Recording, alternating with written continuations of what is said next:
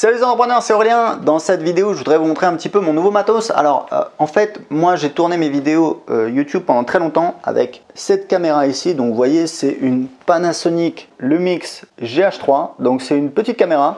Le truc, c'est qu'en fait, j'ai un objectif, donc je sais pas si on le voit, donc c'est un 12-35 Lumix également, et je crois qu'il a un nom un petit peu spécial, c'est un Vario, je sais pas quoi, Lumix, non bon bref, donc voilà, donc c'est la référence. Donc honnêtement c'est une petite caméra qui est pas mal du tout, on a un écran comme ça qui s'inverse, donc c'est pas mal pour le contrôle. Et en fait le truc c'est que vous avez remarqué que mes vidéos ont un petit peu changé depuis quelques temps.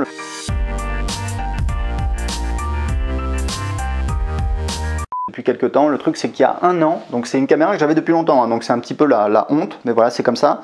C'est donc un Canon EOS 5D, alors je crois que c'est un Mark II, voilà, Mark III.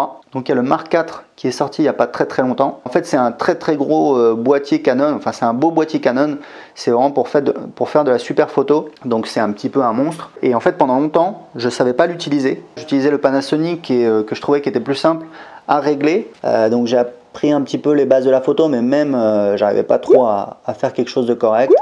Et récemment, voilà, je suis retourné l'utiliser. Voilà, le focus se fait difficilement. Donc c'est voilà, c'est une très belle caméra, honnêtement.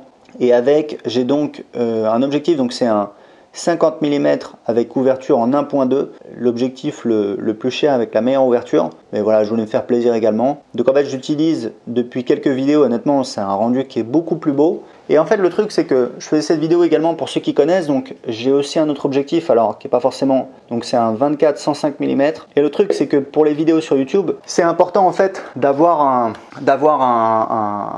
un angle d'ouverture qui soit, alors je crois que c'est la distance de la focale, donc en fait c'est le millimètre, plus c'est petit, plus vous avez un champ de vision important dans l'image. Donc en fait le truc c'est que là c'est du 50 mm, donc c'est plus pour faire des portraits. Là on a du 24 mm, mais le rendu est pas forcément génial. Donc voilà, je me tâte un petit peu. Le truc c'est que du coup j'ai voulu regarder un petit peu les objectifs grand angle qui étaient disponibles, et je suis tombé sur c'est des 10-18 mm et 10-22 mm, et c'est là où vous voyez où la photo c'est quand même galère parce que c'est vraiment hyper technique, et ceux qui font de la photo vont être d'accord avec moi. C'est à dire que j'ai vu des objectifs, donc il y a le 10-18 mm et le 10-22 mm qui sont voilà, l'objectif utilisé par exemple par Casey Neistat dans ses vidéos. Mais le truc c'est qu'en fait c'est des objectifs pour des APS-C, c'est-à-dire pour les Canon 70D par exemple, qui est le Canon qu'utilise Casey pour ses vidéos.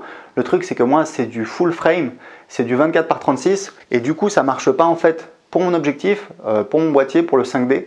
Du coup j'ai regardé, je crois qu'il y a un objectif, je crois que c'est un 12-24 mm ou un truc comme ça, mais du coup l'objectif il vaut 1500 €. 1500 € avec ce prix là, je pourrais acheter un Canon 70D et un objectif donc 10-22 mm qui est plus cher que le 10-18. Donc voilà, donc pour ceux qui connaissent la photo, je voudrais votre avis, est-ce que ça vaut le coup d'acheter un grand angle?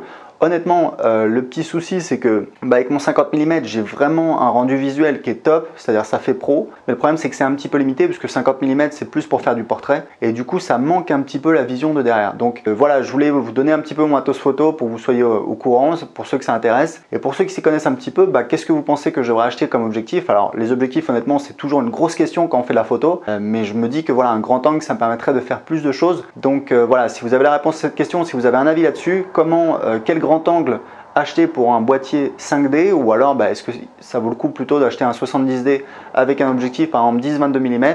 Donc répondez à cette question en dessous de cette vidéo. Ciao!